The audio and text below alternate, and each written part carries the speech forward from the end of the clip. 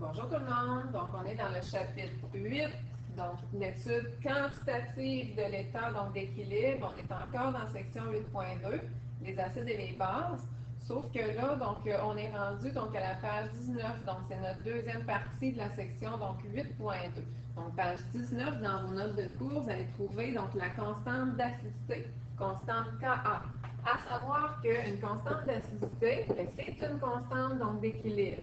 Mais étant donné qu'on va travailler avec des acides, ben, on l'appelle la constante d'acidité. N'oubliez pas qu'une constante d'acidité, ce sera n'importe quelle, donc constante d'acidité, constante d'équilibre, constante de basicité, toutes les constantes qu'on va voir, ça n'a pas donc d'unité.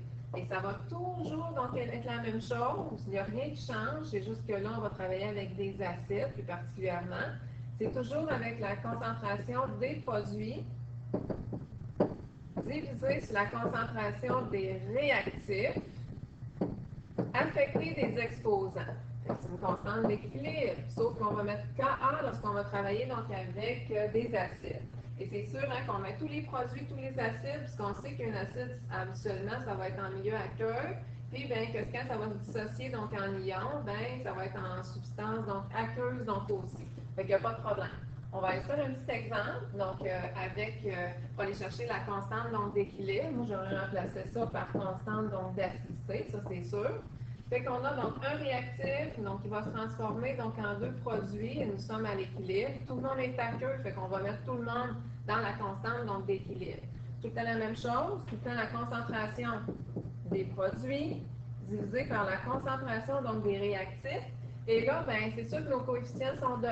Fait que les exposants, on ne les met pas, là, ça ne fait pas très beau. Donc, c'est de 1 aussi. Comment interpréter ça, une constante d'acidité? Qu'est-ce que ça va donner de savoir la constante d'acidité?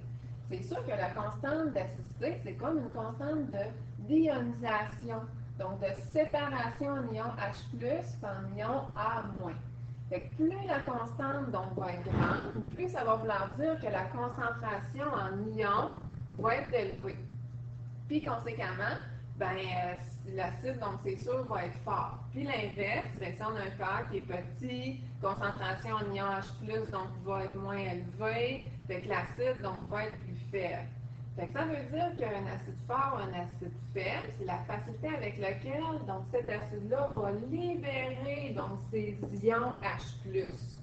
Fait que c'est sûr que la force de l'acide, à savoir, on le savait déjà, là, que c'est proportionnel à la concentration des ions H+.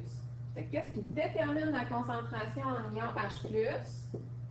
Ben, c'est sûr que ça veut dire que dans l'eau, ben, on a un gros degré de dissociation donc, qui va se faire.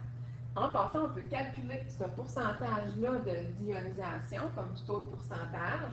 On fait le nombre de moles d'acide qui a réussi à s'ioniser, qui sont en ion, sur le nombre de moles donc, total fois 100. Fait que si j'ai un pourcentage d'ionisation à 100%, c'est un acide qui est vraiment, vraiment fort. À 50%, ben, c'est un acide qui est moyen. À 0%, ben, c'est sûr que c'est vraiment très, très faible. Là. Donc, c'est comme donc nul. Avec tout ça, on va différencier donc, les acides faibles et les acides forts. C'est comme un petit rappel. Puis, on va aller figurer le tout à la fin, donc dans un graphique. Donc, un acide faible, on dit que c'est peu efficace comme électrolyte. Donc, c'est un électrolyte donc, qui est faible. Ça réagit plus lentement que les acides forts. Leur pH est plus proche donc, de 7. Puis, ils se dissocient donc, partiellement dans l'eau, donc à moins donc, de 50%. C'est le contraire donc, avec les acides forts. Donc, ici, donc, à savoir que deux solutions d'acide de différentes substances, une concentration qui ont les mêmes propriétés, mais à des degrés donc différents. L'un peut avoir un pH moins élevé, l'autre conduire l'électricité plus ou moins rapidement. Donc, qu'est-ce qui explique ça? Donc, c'est les différences donc, entre les acides forts et les acides faibles. On a un petit tableau, donc ici, je trouve que c'est un beau résumé. Acide fort, ben, le Ka est élevé. Acide faible, le Ka donc, est faible. En général, mais si j'ai un Ka élevé, ben, c'est sûr que la réaction directe va être favorisée. Ici, la réaction inverse va être favorisée. Parce qu'un acide fort, le pourcentage d'ionisation est très élevé. Puis en général, la concentration d'ion H+, va être pas mal, donc pareil à la concentration de notre acide initial. Regardez, donc de façon figurée. Ça, c'est le dessin qui va avec le A, les acides forts, le dessin qui va avec le B, donc les acides faibles. Au départ, donc j'ai un acide, donc au début, puis on va le faire ioniser. Si j'ai un acide qui est fort, regardez bien, mon acide, donc à la fin, j'en aurai presque plus, donc ça va tout se dissocier en H+, puis en A-. Donc, admettons du H+, du Cl-. Si j'ai un acide qui est faible, c'est sûr que cet acide-là, quand il va se dissocier, il ne dissociera pas donc, en gros pourcentage. Fait que ça veut dire que je n'aurai pas beaucoup d'ions, peu d'ions, et que je vais avoir une bonne partie de mon acide qui va rester donc, sous l'apparence d'origine, donc HA, qui n'ira pas donc, se séparer. Qu'est-ce qui est important? C'est d'être capable de faire des exemples de constantes d'équilibre, de constantes d'acidité. Là, ça va être très important. Donc, ce qui va suivre, ça peut paraître quand même donc, assez lourd. Il va y avoir donc, plein de matière, ça va être quand même assez long, mais il faut être capable de faire ça. C'est très important. On y va avec l'exemple, donc 1. Tous les exemples sont différents. Donc, j'ai fait exprès de les mettre différents pour avoir différents donc, degrés donc, de difficulté. Exemple 1. Une solution d'acide oxalique a une concentration, ça c'est ma concentration donc, dans mon acide, donc HA, de 0,1 mol par litre, un degré de dissociation de 73 %. Nous, qu'est-ce qu'on va aller calculer? C'est le Ka. Pour avoir un point, donc pourquoi pas, en premier, aller écrire la constante d'équilibre, l'expression de la constante d'équilibre, qui ici est une constante d'acidité. Fait qu'on fait toujours concentration des produits divisé par concentration donc des réactifs affectés des exposants. C'est bien sûr qu'au niveau donc, des réactifs, au dénominateur, donc j'en ai juste un qui est ici. Puis donc j'ai deux donc, produits que je vais aller donc, insérer donc, ici. Tout le monde sont dans une proportion de 1 pour 1 pour 1. Fait que les exposants, 1, 1, 1. On n'a vraiment pas le choix. On peut peut-être aller préparer donc, notre tableau. Deuxième étape, on n'est pas obligé d'y aller dans l'ordre comme la feuille. Donc, on écrit donc l'équation, elle est toujours balancée. On fait notre petit tableau IVE, donc initiale, réaction, là c'est pendant la variation et à l'équilibre. Et nous, on fait ce tableau-là pour aller chercher les concentrations à l'équilibre. C'est ça, là, finalement, qu'on veut avoir. Et là, on lit notre texte et on va écrire les indices qu'on donne dans le texte, dans le tableau, pour être capable de le compléter. Bon. On nous dit qu'au départ, on a une concentration. Quand on ne précise pas que c'est à la fin, que c'est à l'équilibre, ça veut dire que la concentration, elle est au début. Donc, c'est une concentration donc, initiale qui est de 0,1. On ne nous parle pas de la concentration des produits. Ça veut dire qu'au départ, on n'a pas encore de produits. Fait qu'on présume que la concentration est de 0 mol par litre. Donc, si je déduis, c'est la réaction directe qui va se faire. Ça, c'est sûr. Ensuite, si on y va, donc avec notre texte, le seul autre indice, c'est qu'on nous dit que ça se dissocie à 73 %. Bon, là, c'est une petite pogne, il faut faire 73 % de notre concentration donc, initiale, ce qui va nous donner une concentration à la fin, à l'équilibre, de 0,073. Là, il y en a beaucoup qui diraient « Ah, mais ça, c'est pour l'acide, fait que je vais l'écrire là. » Non, c'est un pourcentage de d'ionisation. C'est les ions qui vont avoir cette concentration-là. Et vu qu'on est dans une proportion de 1 pour 1 pour 1, je vais écrire la même chose ici, donc, et là. Donc, ça va être vraiment donc, égal. Là, je suis chanceuse. J'ai deux places où est-ce que je peux déduire qu'est-ce qui se passe pendant la réaction, qu'est-ce qui se passe pendant la variation. Je vais aller déduire ça ici. Je sais bien que les réactifs vont réagir, je vais en avoir moins pour me donner plus de produits. Donc, ça veut dire que ici, je fais des plus au niveau des produits et je vais faire un moins au niveau donc, des réactifs. 0 plus quoi qui va me donner 0,073? Donc, c'est, je déduis, 0,0 0,73. Et vu que dans une proportion de 1 pour 1, je vais mettre la même chose, donc partout. Fait que 0 plus, là ça fit, 0,073 qui me donne donc ma réponse qui est censée être donnée. Et 1 moins 0,073 qui va me donner ça ici. Et j'ai la concentration de tout le monde, donc à la fin, que je peux aller entrer dans ma formule la constante d'équilibre. Donc, je vais faire la concentration de mes produits, mes exposants sont de 1, divisé par la concentration de mon sol réactif. Il n'y a pas d'unité, donc à ma constante d'acidité. Et voilà, donc je l'ai trouvé. Exemple numéro 2. Exemple un peu différent, mais semblable quand même. Quelles sont les concentrations à l'équilibre? Oh, qu'est-ce que je cherche là? C'est les concentrations à l'équilibre, donc de tout le monde. Si au départ, donc ma solution d'acide phosphorique a une concentration en H3P4 au début de 0,1. Donc ça, je le sais. Au départ, j'ai une concentration de 0,1. Là, je vous disais, hein, mettez pas les unités, là, on le sait, là, que dans le tableau, c'est tout le temps, en moins le vite, ça vient moins lourd. Même avant de commencer, donc mon tableau, là j'ai commencé avec mon tableau, mais j'aurais très bien pu commencer à écrire ma constante d'équilibre, la constante, l'expression, donc la constante d'acidité. Donc on le sait, pour avoir un point gratuit, c'est facile. Je fais toujours la concentration des produits divisée par la concentration des réactifs affectés des exposants. Ici, les exposants, c'est 1. On n'ira pas les écrire là, parce que c'est très laid. Donc, exposant 1. Mais on peut facilement donc, aller chercher donc, un petit point. Je fais mon tableau et là, je peux lire. Donc, j'ai d'autres renseignements. Seul autre renseignement donc, que j'ai, c'est que je connais la constante d'acidité. Fait que moi, ben, je cherche la constante donc d'équilibre. C'est ça donc que je vais aller donc chercher. Qu'est-ce que je peux déduire aussi? Je peux déduire que au niveau de mes produits, j'en ai pas, parce que c'est sûr qu'ils n'ont pas encore réagi. Au départ, j'ai full réactif, puis ben c'est sûr que j'ai pas donc de produit, fait que c'est la réaction donc directe qui va se faire. Fait qu'on va déduire que c'est la réaction directe ici, là, qu'on va prioriser au début. Donc direct. J'ai pas d'autre place dans mon tableau où est-ce que j'ai deux indices. Dans ce temps-là, je vais avec l'algèbre. Je suis en proportion de 1 pour 1 pour 1. Alors, j'ai un X et un X qui va réagir. Je calcule, je sais que mes réactifs, donc je vais en avoir moins. Puis mes produits, je vais en avoir plus.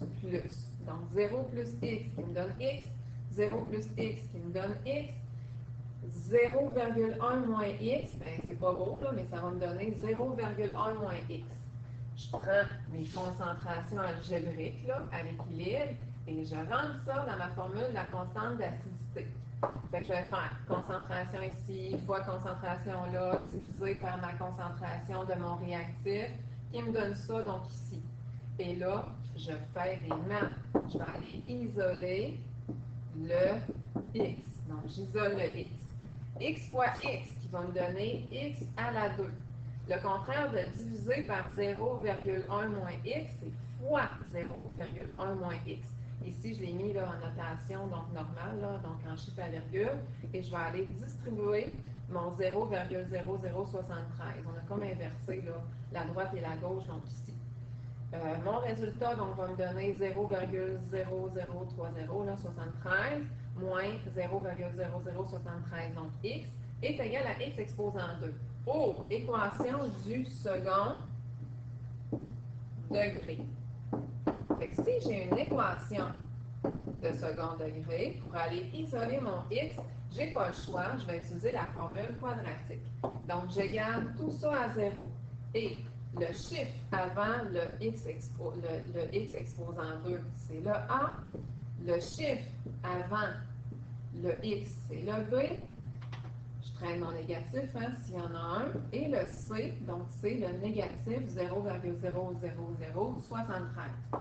Je rentre ça, le A, le B, le C dans ma formule quadratique. Je vais avoir une réponse avec le plus, une réponse avec le moins. Bien sûr, si je suis chanceux, j'aurai une réponse donc, qui est négative, je l'annule. Donc, mon x, je sais maintenant qu'est-ce qu'il vaut. Donc, à toutes les fois que j'ai un x, il vaut 0,0236 mol par litre. Ah, fait que là, dans le fond, si je veux aller calculer mes concentrations, donc c'est facile. Ici, ça vaut x, ça vaut x.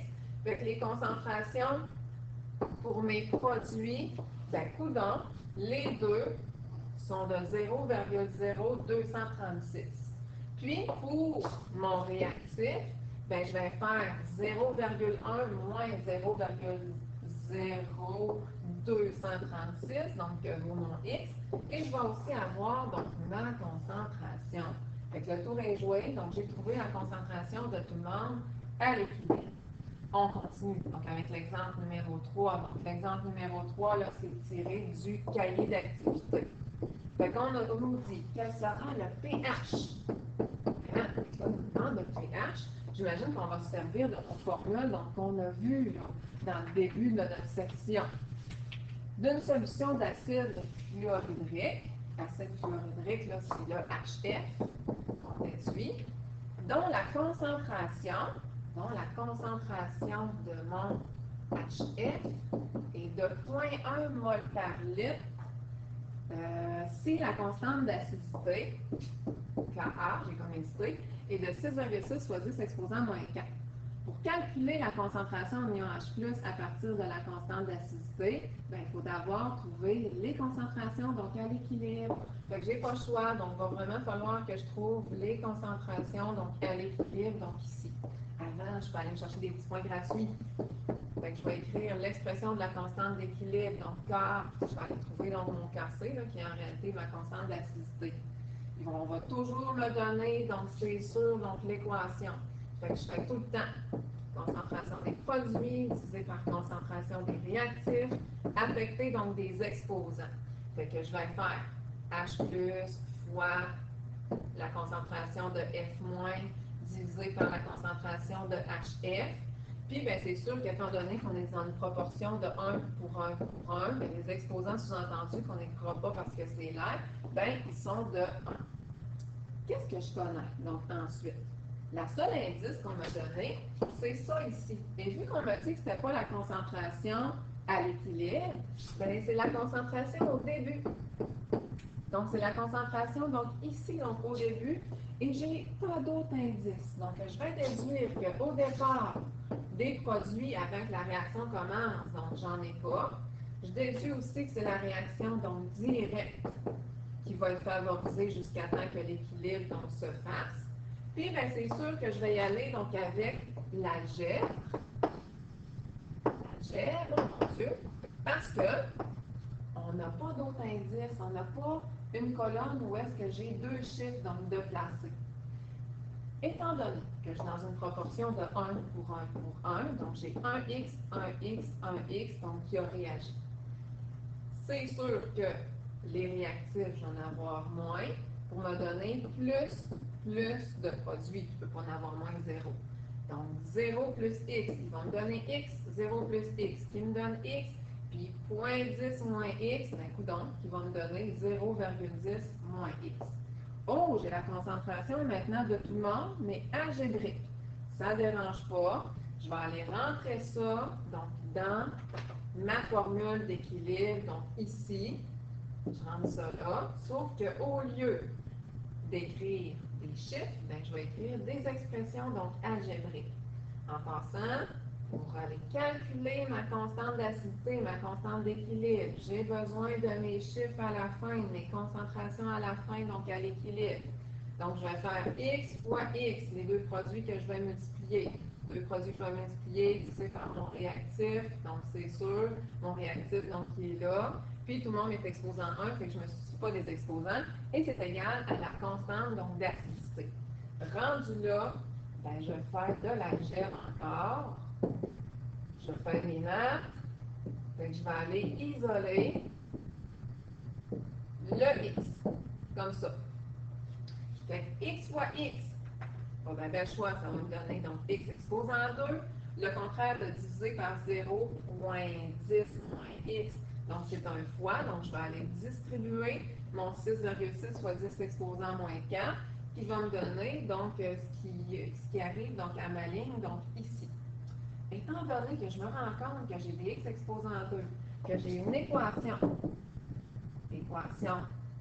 du second degré, j'ai pas le choix, je vais égaler tout à 0 et je vais me servir de la formule quadratique. Formule quadratique. La formule quadratique, ben, je vais l'utiliser une fois avec le plus, une fois avec le moins. Si je suis chanceux ou chanceuse, je vais avoir un négatif que je vais aller donc annuler. Donc, je viens de trouver que vaut mon x. Fait que ça veut dire que dans mes concentrations ici, à toutes les fois que j'ai un x, il vaut 7,8 fois 10 exposant moins 3. Là, vous allez dire, moi, je ne cherche pas la concentration. Moi, à la base, qu'est-ce que je cherche? Je cherche le pH. Qu'est-ce qui me donne le pH? Ben, c'est la concentration des ions H+. Puis, on a une formule pour aller chercher le pH lorsque j'ai la concentration des ions H+. Donc, je vais rentrer ma concentration des ions H+, ici. Je vais faire négatif sur ma calculatrice. Je vais peser sur le piton log. La parenthèse va ouvrir. Je vais aller écrire, donc, ma concentration, donc autrement dit, donc mon X, je vais faire égal et ça va me donner donc mon pH. Bien entendu, j'ai un acide, donc ça veut dire que si j'avais arrivé à un chiffre plus haut que 7, ma réponse n'aurait pas été bonne. Ça, c'est bien certain. Un autre petit exemple. Le pH d'une solution d'acide est de 2,87.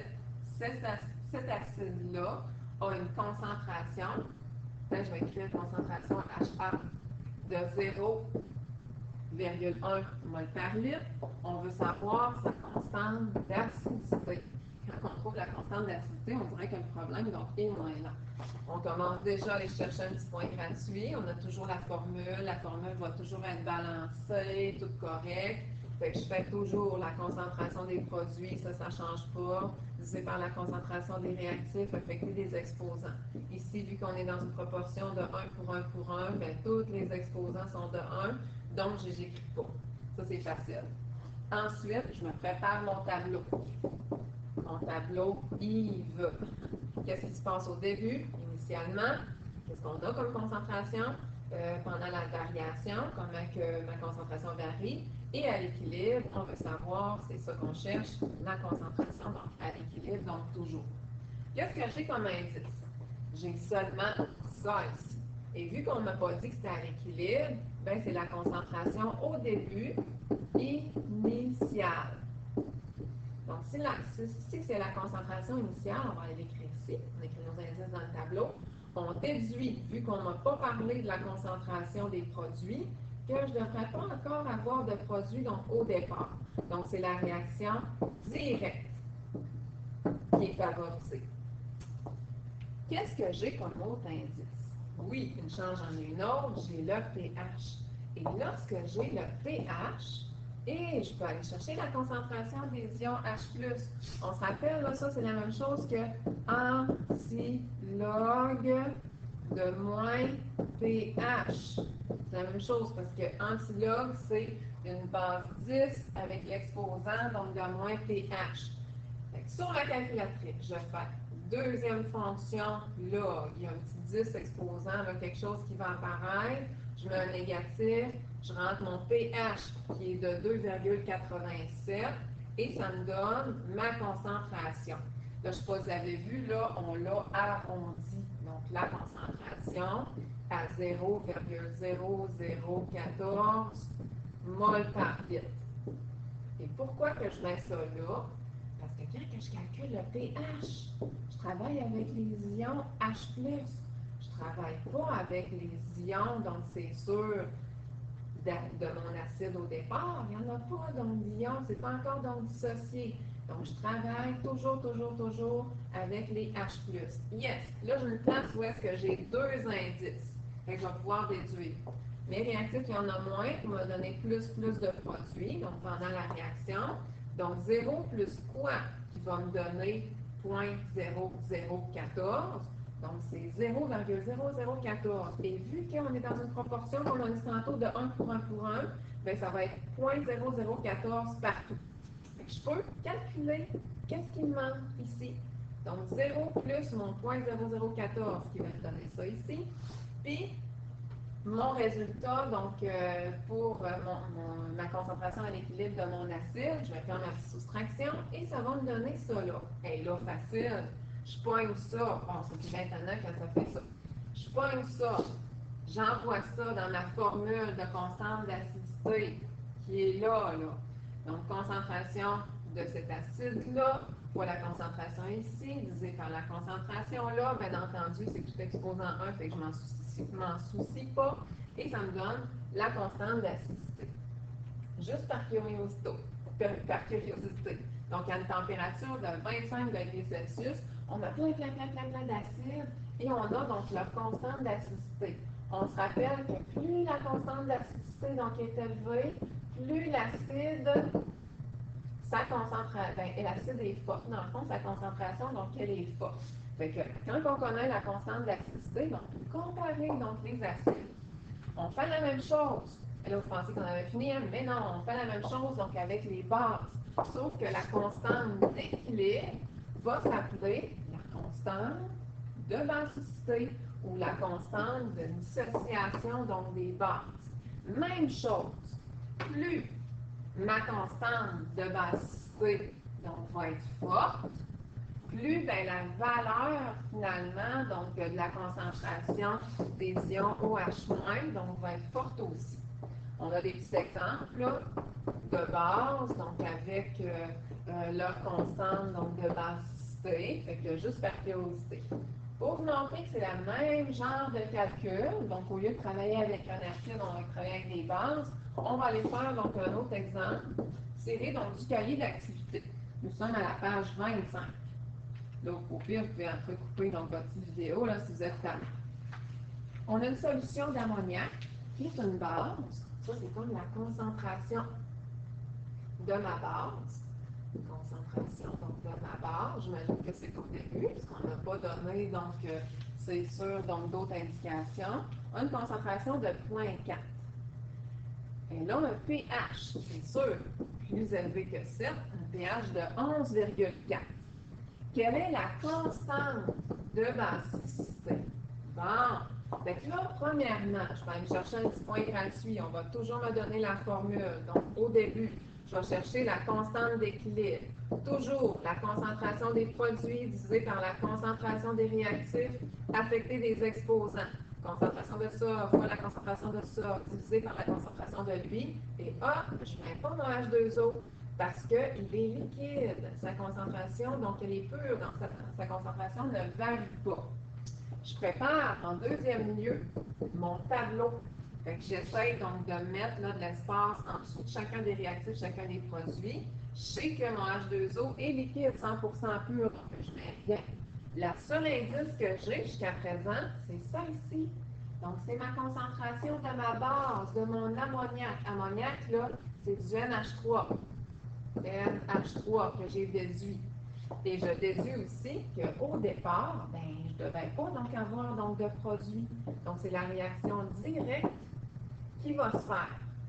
Mes réactifs vont réagir, je vais en avoir moins pour me donner plus de ça et plus de ça. Là, vous allez dire, oh non, j'ai pas d'autre indice, je vais être obligé de faire de l'algèbre. Mais non, j'ai un autre indice ici, qui est le pH, un pH de 11,4. Avec le pH, je peux aller chercher soit ma concentration d'ion H+, ou la concentration d'ion H-. Étant donné que j'ai une base, je vais travailler avec concentration des OH-. Je vais aller chercher ça. Avec ma formule, là, il y a différentes possibilités. Là. Je vais y aller avec le chemin plus long là, pour pratiquer un peu avec les formules. Je vais faire antilog de moins pH. Si je fais la deuxième fonction log négatif avec mon pH de 11,4, je vais obtenir donc la concentration des ions H+. C'est pour ça que je cherche la concentration des ions OH-. Mais je sais que selon la constante d'ionisation de l'eau, les H+ fois les OH-, ça me donne toujours 10 exposants moins 14. Fait que si je fais 10 exposants moins 14 divisé par la concentration que je viens de trouver, ben, je vais avoir la concentration des ions OH- et je vais pouvoir aller rentrer ça donc ici, donc dans mon tableau. Et en passant, quand je travaille avec ces formules-là, les formules de pH, ça me donne toujours la concentration donc à l'équilibre parce que je calcule la concentration des ions. Fait que les ions, ben, ils sont là, fait qu'ils sont à l'équilibre. J'ai une place liée où est-ce que j'ai deux indices dans la même colonne. Fait que 0 plus quoi qui va me donner 0,0025. Ben, c'est sûr que c'est 0,0025. Et étant donné que j'ai dans une proportion de 1 pour 1 pour 1 partout, je vais avoir la même concentration qui va réagir aussitôt qu'il y en a un qui va se transformer. Donc 0 plus 0,0025 qui me donne la même chose ici. Je fais ma soustraction, ça me donne ça là. Et lorsque j'ai ma concentration à l'équilibre, je suis contente. Je peux rentrer ça dans ma constante d'équilibre. Donc, je rentre mes chiffres donc ici, concentration des produits divisé par concentration non réactif, je pitonne, puis j'ai ma constante de densité. Fait que je peux comparer donc avec une autre base tout simplement. Prochain cours, donc constante produit de solubilité, je pense qu'on est comme tanné. La capsule était vraiment